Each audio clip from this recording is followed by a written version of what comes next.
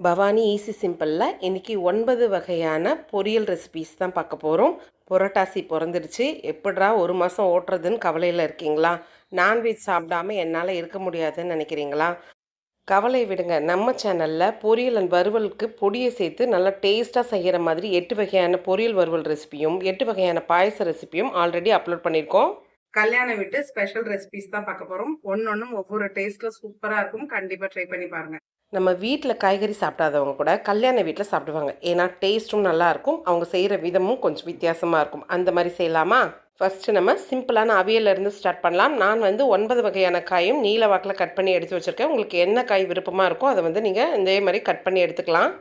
காய்கறியே பிடிக்காதுன்றவங்க கூட இந்த அவியல் டேஸ்ட்டாக கேட்டு வாங்கி சாப்பிடுவாங்க. அந்தளவுக்கு ரொம்பவே நல்லாயிருக்கும். நம்ம காரக்குழம்பு, பொரிக்குழம்பு அந்த மாதிரி சிம்பிளாக செய்கிறதுக்கு, டக்குன்னு தொட்டுக்கிறதுக்கு ரொம்பவே நல்லாயிருக்கும். அவியலுக்கு ஒரு தேங்காய் பேஸ்ட் அரைக்கணும். அதுக்கு ஒரு 3 டேபிள் ஸ்பூன் அளவுக்கு தேங்காய் துருவல் எடுத்து வச்சிருக்கேன். சின்ன மிளகாவா இருக்கவே நான் ஒரு 6 மிளகா சேர்த்துக்கிறேன். பெருசா இருந்தா 3 கூட சேர்த்துக்கோங்க போதும். ஒரு ஸ்பூன் சீரகம் சேர்த்துக்கலாம். தண்ணி சேர்த்து நல்லா நைஸா அரைச்சி எடுத்துக்கலாம். நம்மளுக்கு அவியலுக்கு ரொம்பவே டேஸ்ட் கொடுக்கும். இந்த மாதிரி நைஸா அரைச்சி எடுத்துக்கலாம். அப்பதான் நம்மளுக்கு டேஸ்டா இருக்கும் அவியல். அடுப்பத்தை வச்சு ஒரு குக்கர் வச்சுக்கலாம். நம்ம அவியலுக்கு எடுத்து வச்சிருந்த காயெல்லாம் இதுல சேர்த்துக்கலாம். இப்ப எல்லா காயும் சேர்த்துட்டோம். 1 கிளாஸ் அளவு தண்ணி சேர்த்துக்கலாம். ஒரு 1/4 ஸ்பூன் மஞ்சள் தூள் சேர்த்துக்கலாம். நல்லா கலந்து விட்டுட்டு குக்கர்ல ஒரு விசில் மட்டும் வச்சு எடுத்துக்கலாம். கரெக்டா காய்கள்லாம் வெந்து வந்துடும். அதுக்கு மேல வேண்டாம். காய் வேவறதுக்கு தண்ணி போதும். இப்போ ஒரு விசில் வச்சு எடுத்துக்கலாம். இப்ப பாருங்க, குக்கர்ல இருந்து எடுத்து திருப்பி அடுப்புல வச்சிருக்கோம். தண்ணியும் சரியா போயிடுச்சு, காய்களும் கரெக்டா வெந்திருக்கு, ஓவரா வேகாம. இப்ப நம்ம அரைச்சு வச்சு தேங்காய் பேஸ்ட் இதுல சேர்த்துக்கலாம். கூடவே மிக்ஸி அரைச்சி கொஞ்சம் தண்ணி சேர்த்துக்கலாம். நல்லா எல்லாம் கலந்து விட்டுருங்க. நம்ம தேங்காவோட அரைச்ச சீரகம், பச்சை மிளகாலாம் நல்லா கொதிச்சு கொஞ்சம் வாசனை வரட்டும். ரொம்ப கொதிக்க தேவையில்லை, ஒரு கொதி வரட்டும். அவியலுக்கு தேவையான அளவு உப்பு சேர்த்துக்கலாம். எல்லாம் ஒன்னா சேர்ந்து கொதி வரட்டும். இப்ப லாஸ்டா ஒரு 2 டேபிள் ஸ்பூன் அளவுக்கு தயிர் சேர்த்துக்கலாம். தயிர் சேர்க்கிறப்ப அவியல் ரொம்பவே நல்லா இருக்கும். கலரி விட்டுட்டு நம்ம இறக்கி வச்சுக்கலாம். தயிர் சேர்க்கிறப்ப இந்த பச்சை மிளகாவோட காரம் இந்த புளிப்புக்கு சரியா இருக்கும். ஏன்னா நம்ம தக்காளி எதுவும் சேர்க்கல. டேஸ்ட்டும் ரொம்ப நல்லா இருக்கும். அவ்வளவுதான், நம்ம அவியல் ரெடி ஆயிடுச்சு. சிம்பிள் அவியல்ன்றதுனால நான் தாளிப்பு கொடுக்கல. அப்படி வேணும்னா நீங்க தேங்காய் எண்ணெய் விட்டு கொஞ்சம் கடுகு, சீரகம், உளுத்தம் பருப்பு, 2 வரமிளகா, கருவேப்பிலை விட்டு தாளிச்சு பாருங்க. ரொம்பவே டேஸ்டா இருக்கும். கொஞ்சமா கொத்தமல்லி எல்லாம் தூவி இறக்கிக்கலாம். சிம்பிளான அவியல் சூப்பராக ரெடி. நெக்ஸ்ட் நம்ம அவரைக்காய் பொரியல் எப்படி செய்யறதுன்னு பார்க்கலாம். நான் நாட்டு அவரைக்காய் எடுத்திருக்கேன். அதை கட் பண்ணி க்ளீன் பண்ணி எடுத்துக்கலாம். நான் அவரைக்காவை நல்லா பொடிசாக கட் பண்ணி வச்சுருக்கேன். அதிக காரம்லாம் இல்லாமல் பருப்பு சேர்த்து செய்ய போகிறோம். ஒரு சின்ன கப்பில் பயத்தம்பருப்பு தண்ணி ஊற்றி ஊற வச்சுக்கோங்க. நம்மளுக்கு தேவைப்படுற பொரியல் வறுவலுக்கு நம்ம சேர்த்துக்க போகிறோம். அடுப்பத்தை வச்சு கடாய் வச்சுக்கலாம். 2 ஸ்பூன் ஆயில் சேர்த்துக்கலாம். எண்ணெய் காஞ்சிச்சு, கொஞ்சமாக கடுகு சேர்த்துக்கலாம். 4 பூண்டு பல்லு, சின்னதாக இருக்கவே 4 மிளகாய் சேர்த்துருக்கேன். பொடிசா கட் பண்ண வெங்காயம் 1 சேர்த்துக்கலாம். நல்லா வதக்கி விட்டுக்கோங்க. வெங்காயம் வதங்குறப்பயே நம்ம கட் பண்ணி வச்சுட்டு அவரைக்காய் சேர்த்துக்கலாம். அதுவும் எண்ணெயில நல்லா வதங்கி வரட்டும். அப்பதான் நமக்கு நல்லா இருக்கும். மஞ்சத்தூள் கொஞ்சமா சேர்த்துக்கலாம். உப்பு 1 ஸ்பூன் சேர்த்துக்கலாம். நல்லா கலர் விட்டுக்கோங்க. அவரைக்காய் இப்படி பிளைனா செய்யறதோட கொஞ்சோண்டு பயத்தம்பருப்பு கொஞ்சம் ஊற வச்சு இதுல சேர்த்து செஞ்சோம்னா ரொம்பவே டேஸ்டா இருக்கும். நான் ஊற வச்ச பயத்தம்பருப்பு கொஞ்சம் சேர்த்துக்கிறேன். நல்லா கலரி விட்டுக்கோங்க. ஒன்னா சேர்ந்து நல்லா வதங்கி வெந்து வரட்டும். ஒரு 1/4 கிளாஸ் அளவு மட்டும் தண்ணி ஊற்றிக்கலாம் கொஞ்சமா, காய் வெந்து வர்றதுக்காக. இப்போ மீடியம் தீயில வச்சு மூடி போட்டு வேக வச்சுக்கலாம்.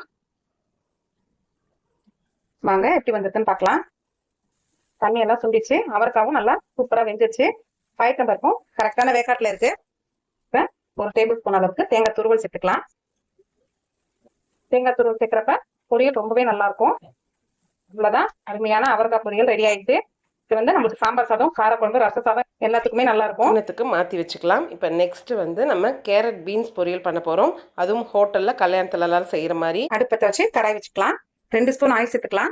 ஆயில் கொஞ்சம் ஹீட் ஆனோன்னு 1/2 ஸ்பூன் கடுகு சேர்த்துக்கலாம். 1 ஸ்பூன் சீரகம், 1 ஸ்பூன் உளுத்தம் பருப்பு, கொஞ்சமா பெருங்காயத்தூள், பச்சை மிளகாய் 2 கீரி வச்சிருக்கேன், அது ஒரு 3, கருவேப்பிலை கொஞ்சம் பொடியா கட் பண்ணியிருக்கேன். வெங்காயம் சேர்த்துக்கலாம். மீடியம் சைஸ்ல ஒரு வெங்காயம் சேர்த்துக்கலாம்.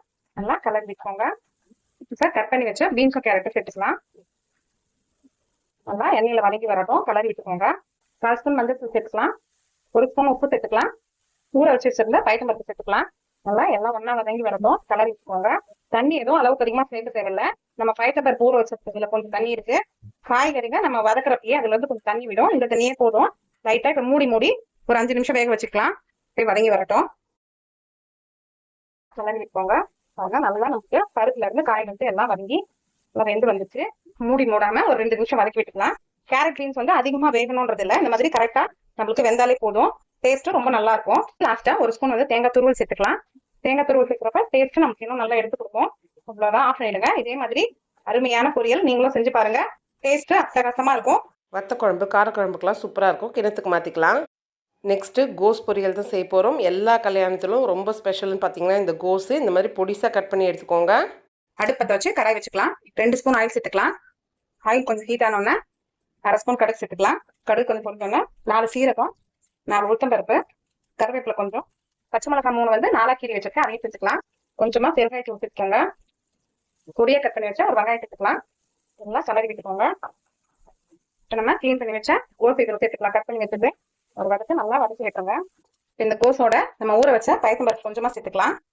இது கூட சேர்க்க ஒரு 2 பீன்ஸ், 1/4 துண்டு கேரட்டு, கொஞ்சோண்டு குடமிளகா நீளமா கட் பண்ணி வச்சிருக்கேன், இதையும் சேர்த்துக்கலாம். நல்லா நம்மளுக்கு கலர்ஃபுல்லாவும் இருக்கும், டேஸ்ட்டும் ரொம்ப நல்லா இருக்கும். நல்லா கலரி விட்டுக்கோங்க. பச்சை பட்டாணி இருந்தா ஒரு 4 சேர்த்துக்கோங்க, அதுவும் நமக்கு ஃபிளேவர் நல்லா இருக்கும். எல்லாம் நல்லா வதங்கி வரட்டும். நம்மளுக்கு 1 ஸ்பூன் அளவுக்கு சால்ட் சேர்த்துக்கலாம். கோஸுக்கு வந்து நம்ம தண்ணியே விட தேவையில்லை, அதுல இருக்கிற தண்ணியிலேயே சேர்ந்து வதங்கி வரப்ப நமக்கு டேஸ்டும் நல்லா இருக்கும். சீக்கிரமா வதங்கிடும், நம்மளுக்கு கலர் மாறாம நல்லா எல்லா கலரும் சேர்ந்து சூப்பரா வரும். இப்ப மூடி ஒரு 5 நிமிஷம் அப்படியே வேக விட்டுடலாம். எப்படி வந்திருக்குன்னு பார்க்கலாம். நல்லா கலரி விட்டுக்கோங்க. நல்லா வெந்து வந்துருச்சு. அதுக்கு இந்த மாதிரி சேர்க்கிறப்ப பயத்தம்பருப்பு ஊறினால அதுவும் நல்லா கரெக்டான பதத்துக்கு வெந்துக்கும். கோஸும் வந்து நல்லா வெந்துச்சு. இப்ப லாஸ்டா 1 ஸ்பூன் அளவுக்கு தேங்காய் துருவல் சேர்த்துக்கலாம். தேங்காய் போட்டோம்னா ரொம்ப நேரம் வைக்க தேவையில்லை, ஒரு கலர் கலரிட்டு இறக்கி வச்சிடலாம். அப்போதான் நம்ம அருமையான கோஸ் பொரியல் ரெடி ஆயிடுச்சு. கிணத்துக்கு மாற்றிக்கலாம். நெக்ஸ்ட்டு வந்து நம்ம வெண்டைக்காய் பொரியல் தான் செய்ய போகிறோம்.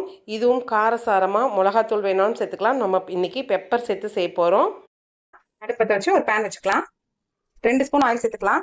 எண்ணெய் கொஞ்சம் காஞ்சோடனே கடுகு சேர்த்துக்கலாம். 4 சீரகம் சேர்த்துக்கலாம். கொஞ்சமா பெருங்காயத்தூள் சேர்த்துக்கலாம். சின்னதாக இருக்கவே 3 மிளகாய் வச்சிருக்கேன், பெருசா இருந்தா 1 போதும். கீரி வச்சுக்கோங்க, சேர்த்துக்கலாம். கொஞ்சமா கருவேப்பிலை சேர்த்துக்கலாம். மீடியம் சைஸ் வெங்காயம் 1 பொடிசா கட் பண்ண சேர்த்துக்கலாம். நல்லா வதக்கி வச்சுக்கோங்க. உரிச்சி சட்டி வச்சிருக்கேன், ஒரு 4 பூண்டு பல் சேர்த்துக்கலாம். நல்லா கலரி விட்டுக்கோங்க. நம்ம கட் பண்ணி வச்சா வெண்டைக்காய் போயிட்டு சேர்த்துக்கலாம். இப்போ வெண்டைக்காய்க்கு தேவையான அளவு உப்பு சேர்த்துக்கலாம். 1/4 ஸ்பூன் மஞ்சள் தூள். நல்லா கலக்கி வச்சுக்கோங்க. நல்லா எண்ணெயிலே கொஞ்சம் வதங்கி வரட்டும். வெண்டைக்காய் தண்ணி எதுவும் சேர்க்க தேவையில்லை, அப்படியே வதங்கி வரட்டும். இப்போ ஒரு மூடி மட்டும் மூடி அனல்ல விட்டுடலாம். மீடியம் தீயில வச்சுக்கோங்க. வெண்டைக்கால குழப்பே இல்லாம நல்லா வதங்கி வந்துருச்சு. இந்த மாதிரி நேரத்துல ஒரு 1/2 ஸ்பூன் அளவுக்கு பெப்பர் சேர்த்துக்கலாம். இந்த மாதிரி நம்ம வறுவல் செய்யறப்ப வெண்டைக்காய் ரொம்பவே டேஸ்டா இருக்கும். இந்த குழப்பெல்லாம் இல்லாம பெப்பர் காரத்தோட நல்லா மசாலா உரைச்சி நல்லா இருக்கும். இது நல்லா ஒரு கலரி விட்டுட்டு மிக்சியா வர்றதுக்காகவும் புளிப்பு டேஸ்ட்டுக்காகவும் கொஞ்சமா நம்ம தயிர் சேர்க்கிறப்ப வெண்டைக்காய் இன்னும் நல்லா இருக்கும், டேஸ்ட்டும் சூப்பரா இருக்கும். 1 ஸ்பூன் அளவுக்கு தயிர் சேர்த்துக்கலாம். நல்லா கலரி வச்சுக்கோங்க. எனக்கு காரசாரமாக தான் பிடிக்கும்னா நீங்கள் தனி மிளகாய்த்தூள் இல்லை குழம்பு தூள் அந்த மாதிரியும் சேர்த்துக்கலாம். தயிருக்கு பதில் நீங்கள் லெமன் சேர்த்தாலும் வெண்டைக்காய் வந்து நல்லா கிறிஸ்பியாக சூப்பராக வரும். பசங்களுக்கு மிளகு சேர்த்து செய்கிறப்ப டேஸ்ட் நல்லாவும் இருக்கும், ரொம்ப உரைக்காது. இன்னும் நல்லா ட்ரை பண்ணி எடுக்கணுன்னாலும் எடுத்துக்கலாம், நம்மளோட விருப்பம் தான். இப்போ நெக்ஸ்ட்டு வந்து அகத்திக்கீரை பொரியல் தான் பண்ண போகிறோம். அகத்திக்கீரையில வந்து விட்டமின் ஏ அதிகமா இருக்கு, சுண்ணாம்பு சத்தும் அதிகமா இருக்கு. நம்ம தொடர்ச்சியா 1 வாரம் சாப்பிட்டோம்னா நம்ம வயிற்று புண்ணெல்லாம் ரொம்பவே ஆத்திடும், உடம்புக்கு ரொம்பவே நல்லது, நம்ம சூட்டை வந்து தணிக்கக்கூடியது. வாங்க இது இப்ப டேஸ்டா எப்படி செய்யுதுன்னு பார்க்கலாம். அடுப்பத்தை வச்சு கடாய் வச்சுக்கலாம். ஒரு 2 ஸ்பூன் ஆயில் சேர்த்துக்கலாம். ஆயில் கொஞ்சம் சூடேறட்டும். கொஞ்சமா கடுகு சேர்த்துக்கலாம்.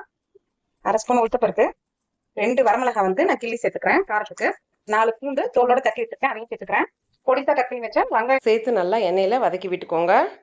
இப்ப கிளீன் பண்ணி வச்சு அகத்திக்கீரை இதில் சேர்த்துக்கலாம். நல்லா வதங்கி வரட்டும், கலரி வச்சுக்கோங்க. கீரை வதங்கினதுக்கு அப்புறமா உப்பு சேருங்க, ஏன்னா சட்டுன்னு கீரை கம்மி ஆயிடும், அப்புறம் உப்பு அதிகமாயிடும். அதனால அரைக்கீரை வந்து நல்லா வெந்து வந்தாதான் நமக்கு வயிற்றுக்கு ஒண்ணும் பண்ணாது. நல்லா வேக வைக்கணும். இதை 1/2 ஸ்பூன் உப்பு சேர்த்துக்கலாம். 1/2 கிளாஸ் தண்ணி சேர்த்துக்கலாம். மூடி ஒரு 5 நிமிஷம் கீரை வேகட்டும். இப்ப எப்படி வந்திருக்குன்னு பார்க்கலாம். கீரை நல்லா வெந்து வந்துச்சு. இதுல இருக்கிற தண்ணி சுண்ட அளவுக்கு கொஞ்ச நேரம் இருக்கட்டும். நல்லா தண்ணி எல்லாம் சுண்டிடுச்சு. இப்ப லாஸ்டா நம்ம 1 ஸ்பூன் தேங்காய் துருவல் சேர்த்துக்கலாம், ரொம்பவே நல்லா இருக்கும். தேங்காய் துருவல் தூவி ஒரு கலர் கலட்டுருங்க. அவ்வளவுதான், அருமையான அகத்திக்கீரை பொரியல் ரெடி ஆயிடுச்சு. வேக வச்ச பருப்பை கூட சேர்த்து கூட்டு மாதிரியும் செய்யலாம். இது இப்போ கிணத்துக்கு மாற்றிக்கலாம். நெக்ஸ்ட்டு உடம்புக்கு ரொம்ப நல்லது கொத்தவரங்காய் பொரியல் எப்படி செய்யறது பார்க்கலாம். நான் 1/4 கிலோ கொத்தவரங்காய் வாங்கி க்ளீன் பண்ணி எடுத்து வச்சிருக்கேன். நீங்க கொத்தவரங்காய் வாங்கினோன்னே இந்த மாதிரி மேலையும் கீழையும் கட் பண்ணிட்டு நல்லா கழுவிட்டு இந்த மாதிரி பொடிசா கட் பண்ணி எடுத்து வச்சுக்கோங்க. வாங்க இது எல்லாருக்கும் பிடிச்ச மாதிரி எப்படி டேஸ்டா செய்யறதுன்னு பார்க்கலாம். கொத்தவரங்காய் பொரியலுக்கு நம்ம ஒரு தேங்காய் பேஸ்ட் அரைக்கணும். அதுக்கு 2 ஸ்பூன் தேங்காய் சேர்த்துக்கோங்க. 1/2 ஸ்பூன் சீரகமும் 4 காஞ்ச மிளகாவும் சேர்த்து நல்லா தண்ணி ஊத்தாம ட்ரையா குறை நல்லா அரைச்சி எடுத்துக்கலாம். கொத்தவரங்காய்க்கு இந்த காரமே போதும், வேற எந்த காரமும் வேணாம். இது போடுறப்ப ரொம்பவே டேஸ்டா இருக்கும். ஒரு கடாயில கட் பண்ண கொத்தவரங்காய் சேர்த்துக்கலாம். ஒரு 1/2 கிளாஸ் தண்ணி சேர்த்து ஒரு 1/2 உப்பு சேர்த்துக்கலாம். உப்பு சேர்த்து நல்லா கலரி விட்டுருங்க. இப்போ இதை வேக வச்சு நம்ம தண்ணி இல்லாம வடிகட்டி எடுத்து வச்சுக்கலாம் பொரியல் செய்யறதுக்கு. அப்பதான் நம்மளுக்கு வாய்வு தொல்லை எதுவும் இல்லாம டேஸ்டா இருக்கும். வெந்ததுக்கு அப்புறம் நம்ம வடிகட்டி எடுத்துக்கலாம்.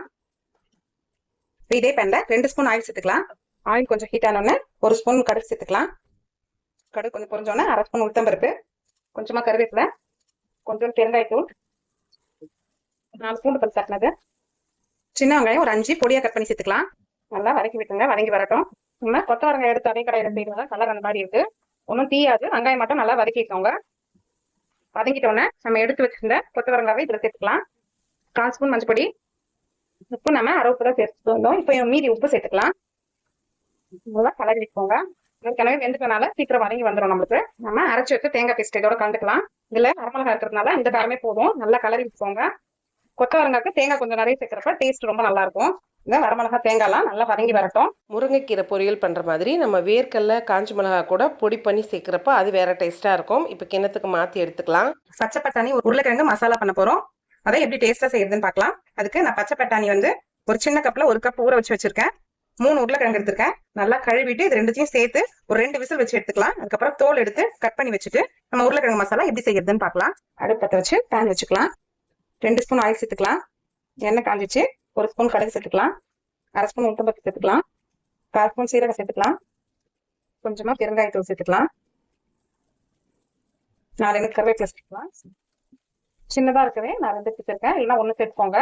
வாசனைக்காக பச்சை மிளகாய் சேர்த்துக்கலாம். நல்லா சமைச்சுக்கோங்க. பொடியா கட் பண்ண ஒரு வெங்காயம் சேர்த்துக்கலாம். நல்லா எண்ணெயிலே வதங்கி வரட்டும். 1/2 ஸ்பூன் இஞ்சி பூண்டு பேஸ்ட் சேர்த்துக்கலாம். நல்லா வதக்கி விட்டுக்கோங்க. எண்ணெயிலே வதங்கி வரட்டும். பொடியா கட் பண்ண தக்காளி 1 சேர்த்துக்கலாம்.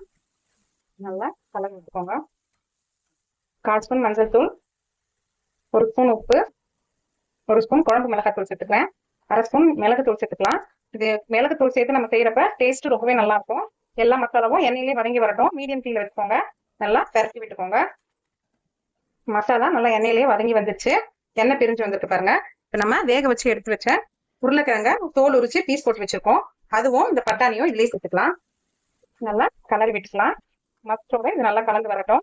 மசாலா உருளைக்கிழங்கு பட்டாணியோட சேர்ந்து வரப்ப நமக்கு டேஸ்ட் நல்லா இருக்கும். இதுல இருக்கிற தண்ணியே போதும். நம்ம தண்ணி எதுவும் சேர்க்க தேவையில்ல. எண்ணெயிலே வதங்கி வரப்ப நல்லா இருக்கும். நல்லா எல்லாம் ஒன்னா சேர்ந்து வந்துச்சு. கொஞ்சம் எண்ணெய் பிரிஞ்சு வர அளவுக்கு வதங்கட்டும். உங்களுக்கு எண்ணெய் பிரிஞ்சு நல்லா வதங்கி வந்துடுச்சு. இந்த மாதிரி பட்டாணி உருளைக்கிழங்கு செய்யறப்ப ரொம்பவே டேஸ்டா இருக்கும். இப்படியே வேணாலும் விட்டுடலாம். உங்களுக்கு விருப்பம் இருந்துச்சுன்னா தேங்காய் துருவல் சேர்த்து நல்லா ட்ரை பண்ணிட்டோம்னா அதுவும் இன்னும் டேஸ்ட் நல்லா இருக்கும். அதனால நான் 1 டேபிள் ஸ்பூன் அளவுக்கு தேங்காய் துருவல் சேர்த்துக்கிறேன். ஏன்னா நம்ம மிளகாத்தூளும் சேர்த்துருக்கோம், குழம்பு மிளகாத்தூள், பச்சை மிளகாய் வாசனைக்கு போட்டிருக்கோம், மிளகும் போட்டிருக்கோம். அந்த மாதிரி எல்லாமே காரமா இருக்கிறப்ப தேங்காய் துருவல் சேர்க்கிறப்ப இன்னும் நம்மளுக்கு காரம் நல்லா டேஸ்டா இருக்கும். அப்படியே விட்டாலும் காரசாரமா நல்லா தான் இருக்கும். வெரைட்டி ரைஸ், சாம்பார், ரசம், தயிர் சாதம் எல்லாத்துக்குமே காம்பினேஷன் சூப்பரா இருக்கும். நீங்க சப்பாத்தி பூரிக்க கூட ட்ரை பண்ணலாம். அதுவும் நல்லா இருக்கும். அவ்வளவுதான். சூப்பரான உருளைக்கிழங்கு பட்டாணி மசாலா ரெடி ஆயிடுச்சு. லாஸ்டா நம்ம கொத்தமல்லி தழை கொஞ்சம் தூவிக்கலாம். கிண்ணத்துக்கு மாற்றி எடுத்துக்கலாம். வாழைக்காய் வச்சு ஒரு மஸ்ட் செய்ய போறோம். ரொம்பவே டேஸ்டா இருக்கும். ரச சாதம், சாம்பார் சாதம் எல்லாத்துக்குமே காம்பினேஷன் ரொம்ப நல்லா இருக்கும். அதை எப்படி டேஸ்டா செய்யறதுன்னு பார்க்கலாம் வாங்க. அடுப்பத்தை வச்சு கடாய் வச்சுக்கலாம். கடாய் கொஞ்சம் சூடானோன்னா 2 ஸ்பூன் ஆயில் சேர்த்துக்கலாம். ஆயில் கொஞ்சம் சூடாயிருந்தோன்னா 1/2 ஸ்பூன் கடுகு சேர்த்துக்கலாம். 4 சீரகம் சேர்த்துக்கலாம். 1/4 ஸ்பூன் உளுத்தம்பருப்பு, கொஞ்சமா கருவேப்பிலை, கொஞ்சமா பெருங்காயத்தூள், பொடிசா கட் பண்ணி வச்சா ஒரு வெங்காயம் சேர்த்துக்கலாம். வெங்காயம் நல்லா வதங்கி வரட்டும். 1/2 ஸ்பூன் இஞ்சி பூண்டு பேஸ்ட் சேர்த்துக்கலாம். இல்லை எண்ணெயிலே வதக்கி விட்டுக்கோங்க. ஒரு 1/2 தக்காளி மட்டும் சேர்த்துக்கிறேன் நான் பொடிசா கட் பண்ணி. கூடவே மஸ்ட்டுக்கு தேவையான உப்பு சேர்த்துக்கலாம். வெங்காயம் தக்காளி நல்லா வதங்கி வந்துருச்சு. நம்ம கிளீன் பண்ணி கட் பண்ணி வச்ச வாழைக்காய் இதில் சேர்த்துக்கலாம். நல்லா எல்லாம் ஒன்னா சேர்ந்து வர அளவுக்கு வதக்கி விட்டுக்கோங்க.